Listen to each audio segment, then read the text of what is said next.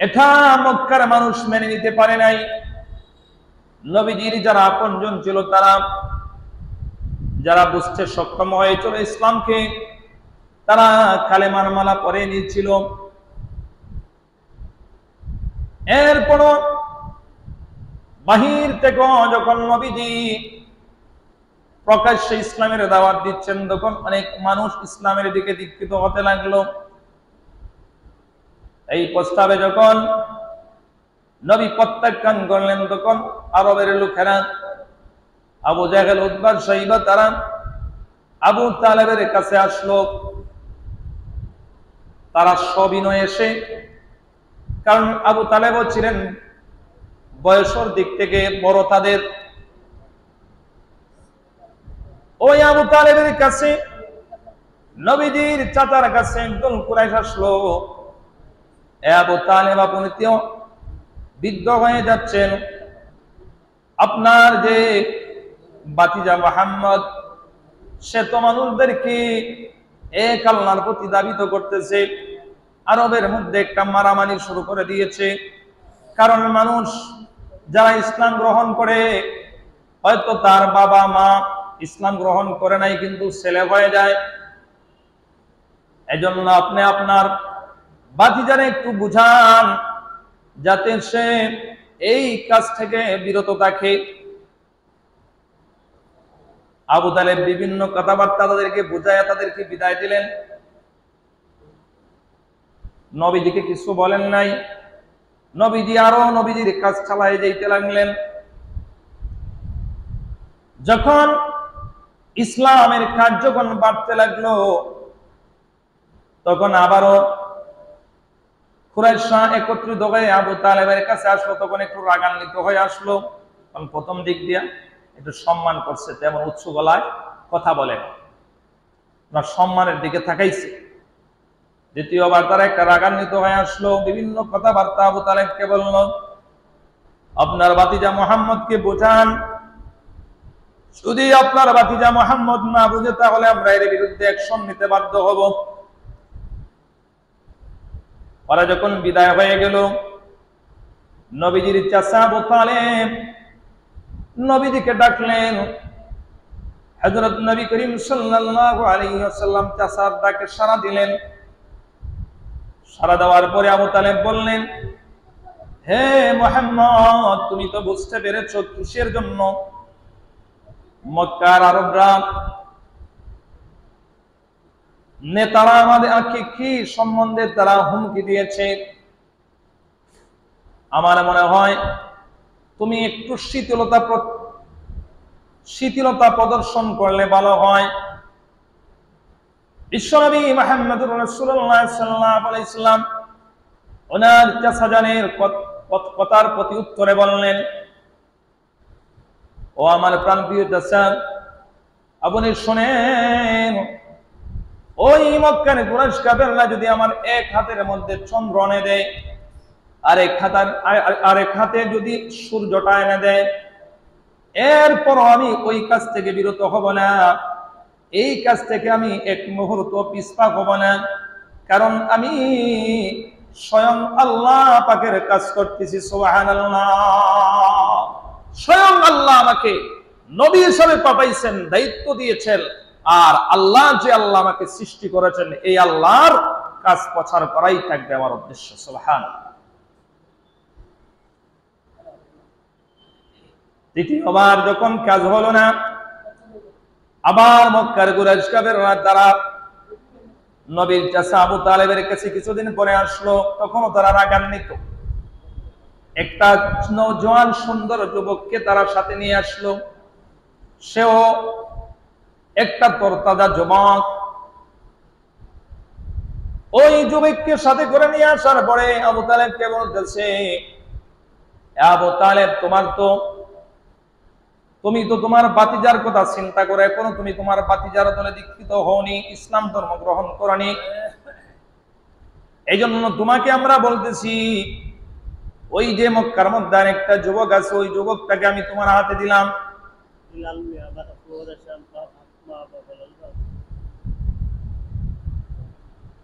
বলতেছে, এই যুবককে তুমি গ্রহণ করে নাও, আর তোমার বাদশা মুহাম্মদকে আমাদের হাতে সুপর্দ করে দাও। আমাদের হাতে সুপর্দ করে দাও, আমরা যা ইচ্ছা তা করব, আর তোমার উত্তরাধিকারী হিসেবে ওই সন্তানটাকে তুমি নাও। আবু তালেব বললেন, তোমরা কি বুঝাইতে চাইছো? আমার একমাত্র ভাতিজাকে আমি তোমাদের হাতে সুপর্দ করে দিব? সম্ভব না, সম্ভব না। যত বাধা আমার উপরে আসুক না কেন, আমার ভাতিজা মুহাম্মদকে আমি তোমাদের হাতে তুলে দিতে পারি না। তোমরা এখান থেকে চলে যাও। ওই কুরাইশ কাফেররা যারা এখান থেকে চলে গেল, তখন নবীজির বিরুদ্ধে তারা অপপ্রচার শুরু করে দিল। নবীজিকে তারা মানুষদের সামনে তারা পাগল আখ্যায়িত করলো, মাজনুন বলল, পাগল বলল। আমাদের নবী হযরত মুহাম্মদুর রাসূলুল্লাহ সাল্লাল্লাহু আলাইহি ওয়াসাল্লাম বিভিন্ন সভা সমাবেশে তিনি মানুষজন যখন জড়ো হতো তখন বাজারের মধ্যে যেতেন, যাইয়া ইসলামের দাওয়াত দিতেন। এক পর্যায়ে দেখা যায় নেতারা যারা আবু লাহাব, আবু জাহেল, উতবা, শাইবা, রবিয়া, ওরা তো লিডার ছিল, লিডার নেতা ছিল। এখন নেতারাই নবীজির বিরুদ্ধে তারা প্রচার করে, সাধারণ মানুষকে তারাই প্রচার করতেছে। যখন নবীজি বাজারে, মানুষ যখন বাজার করতে আসে, মানুষ যখন জড়ো হয়, উখাজ মেলার মধ্যেও যাইতেন, মানুষ যখন জড়ো হইতো তখন নবী বলতেন, তোমরা বলো লা ইলাহা ইল্লাল্লাহ। আরো সাথে সাথে নবীজি কোরআন তেলাওয়াতের মধুর কণ্ঠের কোরআন তেলাওয়াত শোনাইতেন। মানুষ প্রভাবিত হয়ে অনেকে ইসলাম ধর্ম গ্রহণ করত। এই পর্যায়ে তারা, ওই নেতারাও মাঠের মধ্যে তারা ঘুরে বেড়াইলো। যখন নবী ইসলামের দাওয়াত দিতেন তখন তারা মানুষদেরকে বলতো, ওই পাগলের কাছে তোমরা যাইও না, মুহাম্মদ নামে একটা লোক আছে, সে পাগল। বিভিন্ন জায়গায় এই বলে তারা নবীজির প্রপাগান্ডা ছড়ায়।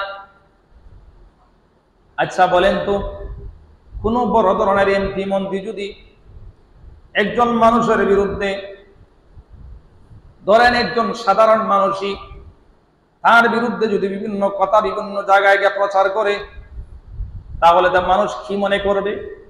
ওই লোকটাকে সাধারণ মনে করবেন। কারণ একজন মন্ত্রী যদি তার কথা নেয়, যে অমুকের কাছে যাইও না, একজন এমপি যদি অমুকের কথা নেয়, অমুকের কথা দিয়ে প্রচার করে, তাহলে কি উনি সাধারণ ব্যক্তি? মানুষ এমনিতেই বুঝতে পারতো যে তোমার সাধারণ ব্যক্তি না, কারণ হে তো লিডার মক্কার মধ্যে, হে নিজে কেন ওনার বিরুদ্ধে লাগছে। তখন মানুষ আরো আগ্রহ হইরা, নবী যেখানে যাইতেন সেখানে আরো মানুষ আগ্রহ হইরা মানুষ দেখার জন্য যাইত। কিন্তু দেখার জন্য যাইতো, যাইয়া উল্টা তারা আরো ইসলাম গ্রহণ করে ফিরে আসতো। সুবহানাল্লাহ, কেমন ছিল! এইভাবে অপপ্রচার তো মক্কার কুরাইশ কাফেররা চালাইলই, থেমে থাকে না তারা। তারা কিভাবে মুসলিমদেরকে নির্যাতন করা যায়, নবীকে কিভাবে নির্যাতন করে, এই প্রচেষ্টা তারা আঁকলো, এই প্রচেষ্টা তারা চালিয়ে গেল। যারা মুসলিম হয়েছিলেন তাদেরকে নির্যাতন করত। যেমন ভাবে হযরত বিলাল রাদিয়াল্লাহু তাআলা, তিনি হাবশী গোলাম ছিলেন, উমাইয়া ইবনে খালফের গোলাম। ওনার বাড়ি ছিল হাবশাজ। তিনি গোলাম হিসাবে মক্কাতে এসেছিলেন, উমাইয়া ইবনে খালফের গোলাম ছিলেন। ওই লোকটা, তিনি এই খালো বেলাল ইসলাম গ্রহণ করে ফেলেন। সুবহানাল্লাহ। যখন ওনার মনিব যখন জানতে পারলো, ওনার মালিক যখন জানতে পারলো যে বেলাল ইসলাম গ্রহণ করেছে, তখন উত্তপ্ত দুপুরে, উত্তপ্ত বালুর মধ্যে হযরত বিলাল রাদিয়াল্লাহু তাআলাকে শুয়ে রাখতো। দুপুর বেলা মরুভূমি এলাকা, বালু প্রচন্ড গরম হয়ে যেত, আর রশিদি হযরত বিলাল রাদিয়াল্লাহু তাআলাকে টেনে টেনে টেনে টেনে নিয়ে যেত। যার কারণে হযরত বিলাল রাদিয়াল্লাহু তাআলার পিঠের মধ্যে কুশকা পড়ে যেত, দাগ পড়ে যেত। এত অমানসিক নির্যাতন তারা করেছে। কারণ কি? কারণ হযরত বিলাল আল্লাহর প্রতি বিশ্বাস স্থাপন করেছিলেন। মুসলমান ভালো করে বুঝেন, মুসলমানদের উপর নির্যাতন শুরু থেকেই হয়েছিল, কিয়ামত পর্যন্ত থাকবে। যারা কষ্ট স্বীকার করবে তারাই প্রকৃত মুমিন। যারা কষ্ট দুনিয়ার বুকে স্বীকার করবে তারাই হলো প্রকৃত মুমিন। আমরা তো মনে করি যে শুধু একবার মিলাদ করলে, একবার মিছিল দিলে, একবার মনে হয় নবীর নামে দুরূদ পড়লেই চলে, আর কোনো কাজ নাই। কিন্তু না, দেখেন, লক্ষ্য করে দেখেন সাহাবায়ে কেরাম রাদিয়াল্লাহু তাআলা আজমাইন কত কষ্ট করেছেন ইসলামের জন্য। আমাদের ইসলামটা আমরা সস্তা পেয়েছি। আমি অনেক সময় বলে থাকি, আরে মুসলমান ইমানদার, ইসলামের পূর্বের ইতিহাস আপনারা খুঁজেন, দেখেন সাহাবায়ে কেরাম কেমন কষ্ট করেছেন। আজকে আমরা দেখা যায় ফজরের নামাজ এই কষ্ট সহ্য করতে পারি না, ঘুম রেখে আমরা মসজিদে আসতে পারি না। কিন্তু সাহাবায়ে কেরাম রাদিয়াল্লাহু তাআলা আজমাইন তারা কত কষ্ট ইসলামের জন্য করেছেন। হযরত বিলাল হাবশী রাদিয়াল্লাহু তাআলা আনহুকে ওই মনিব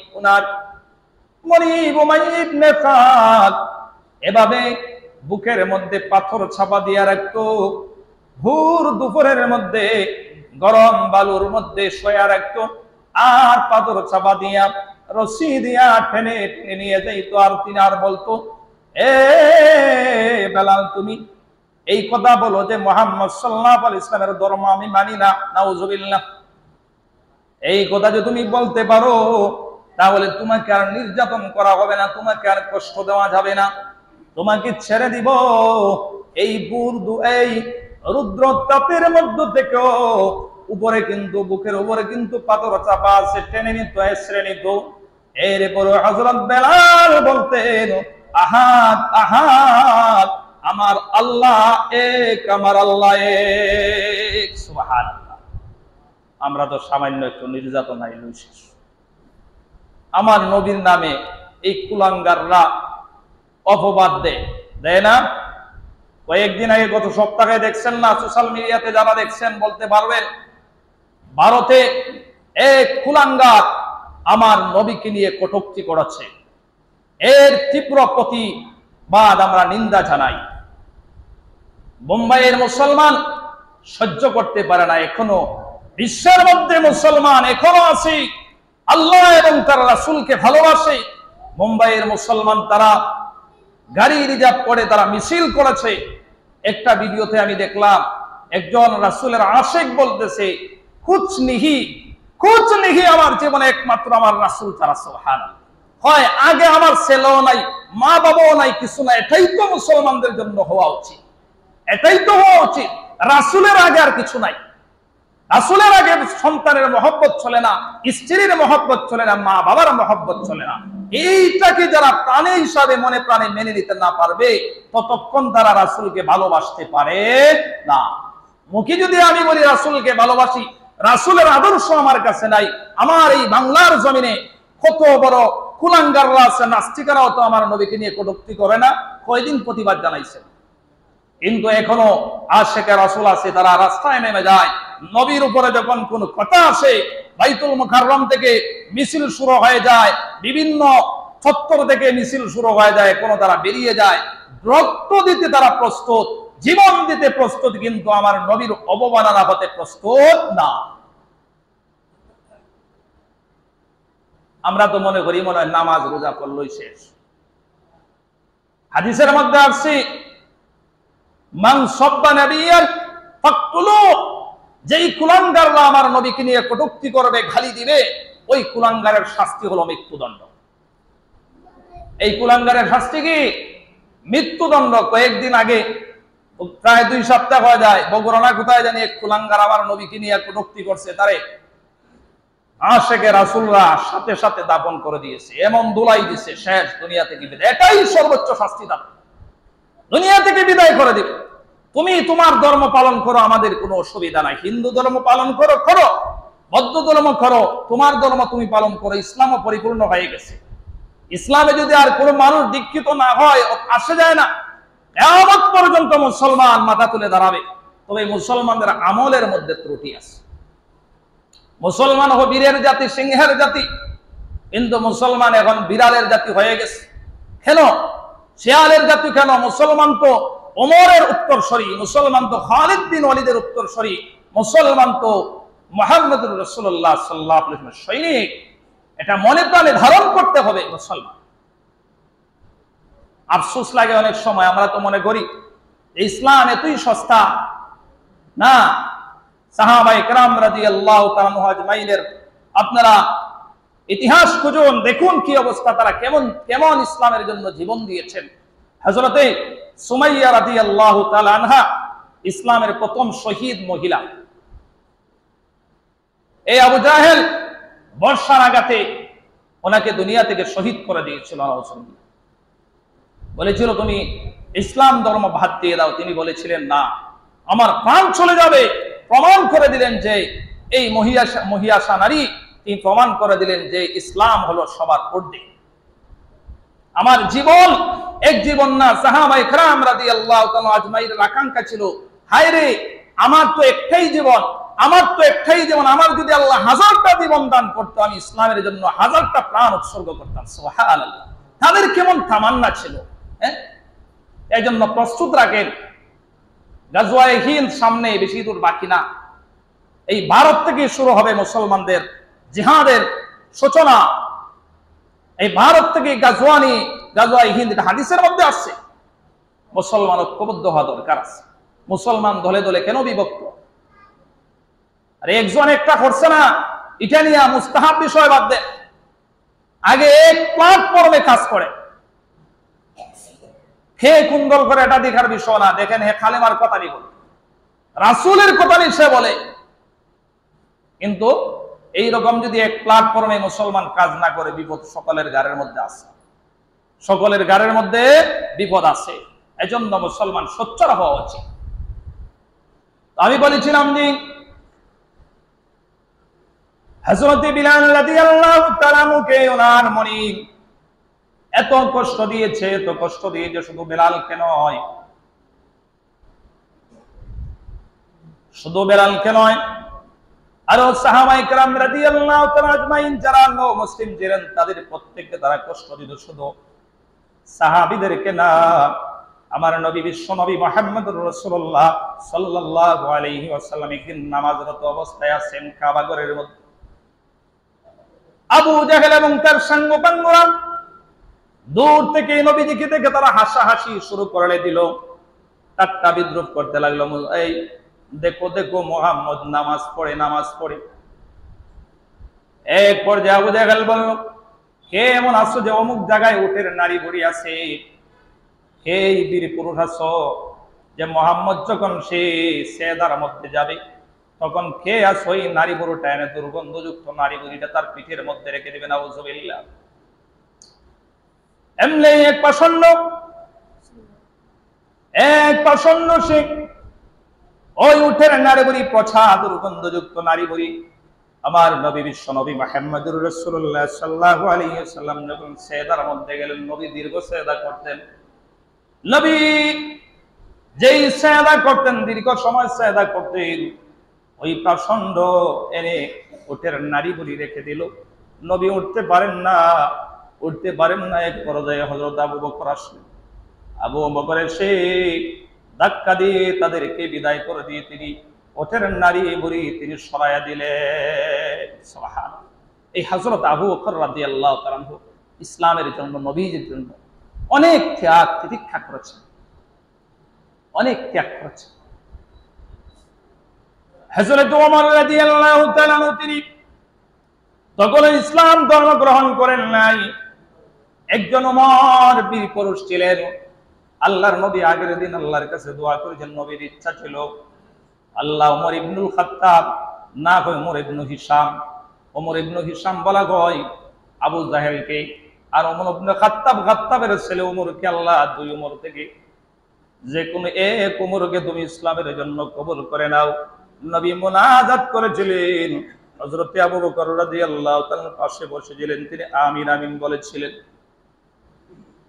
হযরত ওমর রাদিয়াল্লাহু তাআলা ব্যাপারে আল্লাহ তাআলা ফয়সালা কবুল করে নিয়েছেন, আল্লাহ রাব্বুল আলামিন গ্রহণ করে নিয়েছেন। ওই দেখি হযরত ওমর, তিনি তো কোনো ইসলাম ধর্ম গ্রহণ করেননি। ওই মক্কার কাফেররা তারা ওমরকে আবুল তাবুল বিভিন্ন বিষয় বুঝাইতে লাগলো। ওমর একবার চিন্তা করলেন যে আবু জাহেল সে ঘোষণা করলো কে মুহাম্মদের মাথা আমার কাছে এনে দিবে, নাউজুবিল্লাহ। ওমর বলল আমি পারবো। ওমর খোলা তরবারি নিয়ে বাড়ি থেকে বের হয়ে গেছে। রাস্তার মধ্যে একজন সাহাবী, তিনি গোপনে ইসলাম গ্রহণ করেছিলেন। ওই সাহাবীর সাথে ওমরের দেখা হয়ে যায়। হযরত ওমরকে বললেন, এ ওমর, খোলা তরবারি হাতে নিয়ে তুমি কোথায় যাচ্ছ? বলে যাই মুহাম্মদের কল্যাণ আনতে, নাউজুবিল্লাহ। বলে মুহাম্মদের মাথা আনবে তো দূরের কথা, আগে তোমার ঘরের খবর নেই শুনি। বলে আমার ঘরে কি আবার ঝামেলা? বলে তোমার ঘরের মধ্যে তোমার যে বোন ফাতেমা, তোমার বোন ফাতেমা তোমার ভগ্নিপতি বোনের জামাই স্বামী, সেও তো ইসলাম গ্রহণ করেছে, আগে তাদেরকে বোঝাও, এর পরে মাথায় আগে পরে গিয়া মুহাম্মদের। ওমরের মেজাজ ছিল খুব গরম। সে রাগান্বিত হয়ে বলল, তাই নাকি, তাহলে আগে আমার বোনের কাছে যাব। ওনার বোন এক ঘরের ভিতরে, ওনার বোনের জামাই, তারা কোরআন তেলাওয়াত করতেছিলেন।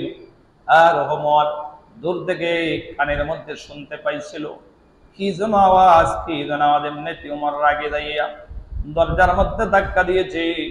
দরজার মধ্যে ধাক্কা দিয়ে এই খুলতে দেরি হয়েছে, কিন্তু সে ধাক্কা দিয়ে ঢুকতে দেরি হয় নাই। বললো, তোমরা নাকি মুসলমান হয়েছে, তোমরা যে কি যেন পড়ছিলে আমাকে একটু শোনাও, আমাকে একটু শোনাও, তোমরা কেন ইসলাম ধর্ম গ্রহণ করেছো?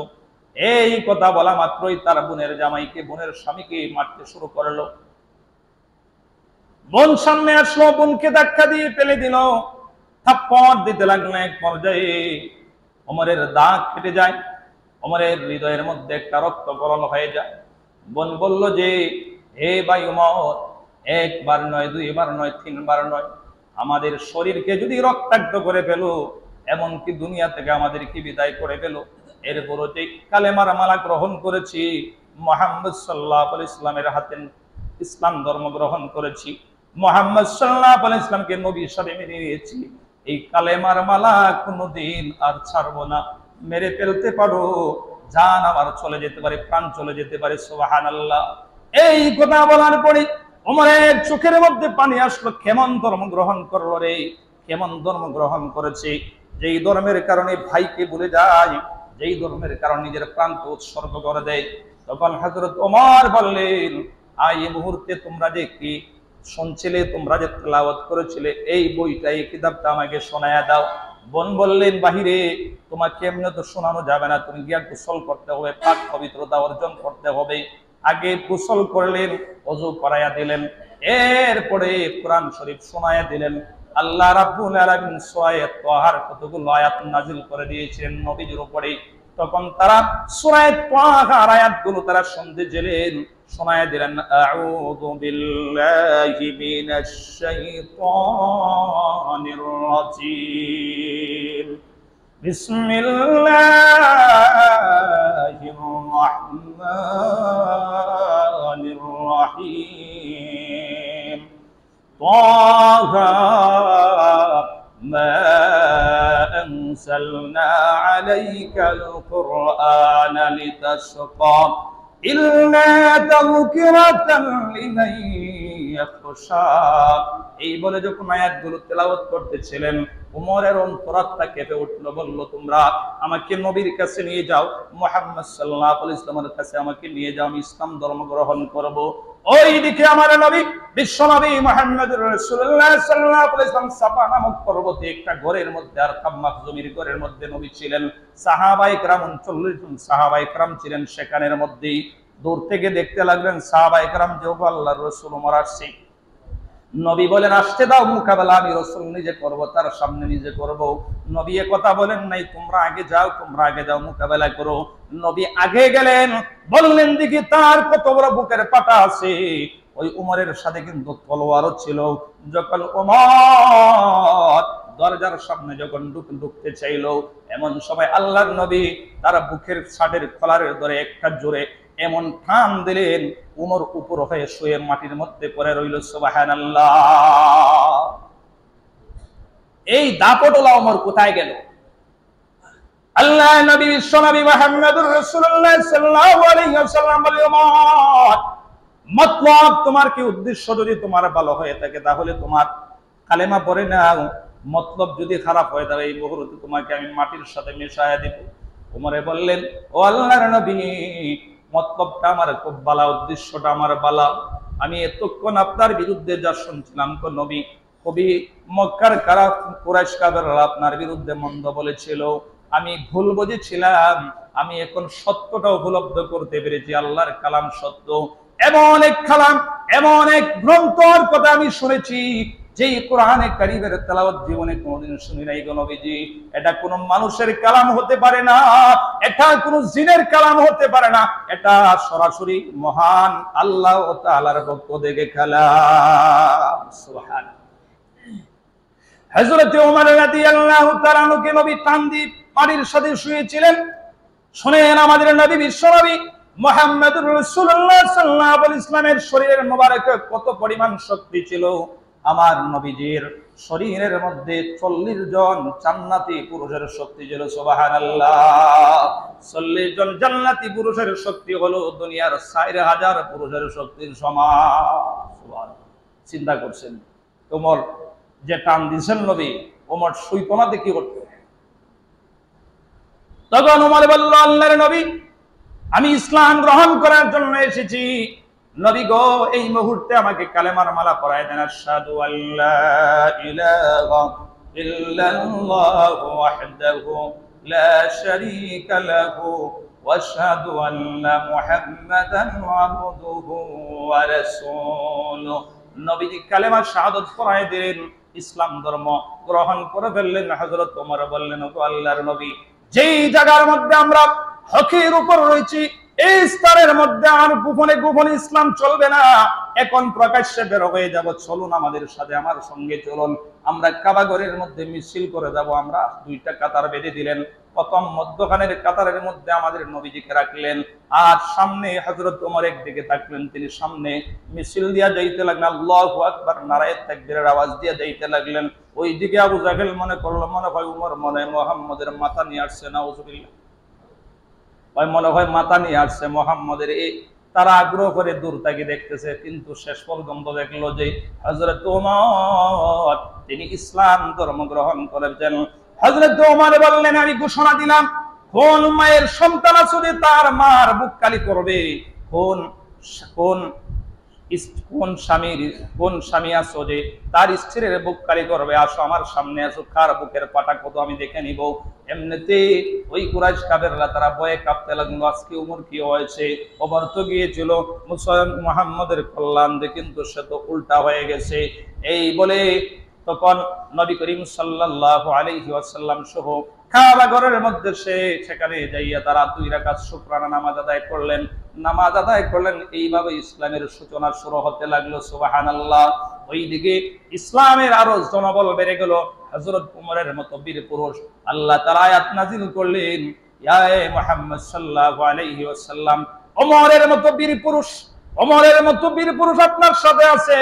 শুধু যে বীর পুরুষ তাই না, স্বয়ং আল্লাহ পাক আপনার সাথে আছেন, স্বয়ং আল্লাহর রহমত আপনার সাথে আছে, আপনি কোনো ভয় পাবেন না। ইয়া আইয়ুহান নাবিয়্যু হাসবুকাল্লাহু ওয়া মান ইত্তাবা'কা মিনাল মুমিনিন। রাসূল, আপনি কোনো চিন্তা করবেন না, আপনার সাথে মুমিনগণ তো আছে, মুমিনগণ ছাড়াও আমি স্বয়ং আল্লাহ আপনার সঙ্গে আছি। সুবহানাল্লাহ। সময় সংক্ষিপ্ত, মুসলমান ইমানদার, আমরা এই ইসলামের ঝান্ডাকে সমুন্নত রাখতে হবে, ভয় পেয়ে চলবে না। আমার নবীকে যদি বাংলার জমিনে কোনো নাস্তিকবাদ যদি নিয়ে কটূক্তি করে, তার দাঁত ভাঙা জবাব দিতে রাজি আছেন তো ইনশাআল্লাহ? ভয় করলে চলবে না, একদিন তো দুনিয়া থেকে বিদায় নিতে হবে। সিংহের মতো একদিন বেঁচে থাকো লাভ, শেয়ালের মতো ভালরের মতো 1000 বছর বেঁচে থেকে লাভ নাই। এজন্য এই জিহাদ শুরু হয়ে যাবে, বেশি দিন আমার মনে হয় না, বেশি দিন না, এই কিয়ামত সন্নিকটেই প্রায় গাজওয়ায়ে হিন্দের যুদ্ধ শুরু হয়ে যাবে, বেশি দূরে না, এগুলা ভবিষ্যৎবাণী পাওয়া যাইতেছে, ভবিষ্যৎবাণী পাওয়া যাইতেছে। এজন্য জিহাদের জন্য, ইসলামের জন্য তৈরি থাকুন। যে কোনো সময় বিপ্লবের ডাক আসতে পারে। যদি জান দিতে পারেন আল্লাহর রাস্তায়, তাহলে শহীদ বলে প্রমাণিত হবেন। আজকে সময় নাই, ইনশাআল্লাহ আগামী কয়েক সপ্তাহ চলবে নবীদের আলোচনা, ইসলামের সাহাবীদের আলোচনা কেমন ছিল। এজন্য মুসলমান ইমানদার খালি আলোচনা শুনলে হবে না। এই আমরা ইমান তাজা করা দরকার না, নামাজ পড়তেই বলি, নামাজ ছাড়লে রসুলের প্রেমিক হওয়া যাইব না। সুন্নত সাইরা দিলেন, সুন্নত পড়লেন না, সুন্নতে মুআক্কাদা রাসূলের আশিক বলা যাইব। মুখের মধ্যে দাড়ি নাই, রাসূলের আশিক কেমনে? এই এতটুক পর্যন্ত গেঞ্জি পড়ে, অথচ তার 17 টাকা কতটুক পড়ত নামাজের মধ্যে কনি ঘুরতো, কিন্তু দেখা যায় এতটুকু আইসা একটা গেঞ্জি পরে নামাজ পড়ে। এটা কোনো কথা হইলো? এটা নবীর আদর্শ? কার সামনে সিজদা করেন? আল্লাহর সামনে সিজদা করেন। তো এগুলা কাপড় চোপড় শরীয়ত সম্মত থাকতো না? ভয় নিয়ে, আল্লাহর কাছে ভয় নিয়ে ইবাদত করবেন, সিজদা করবেন। আল্লাহ পাক যেন আমাদেরকে দ্বীনের জন্য, ইসলামের জন্য কবুল করে। ওয়া আখিরু দাওয়ানা আলহামদুলিল্লাহি রাব্বিল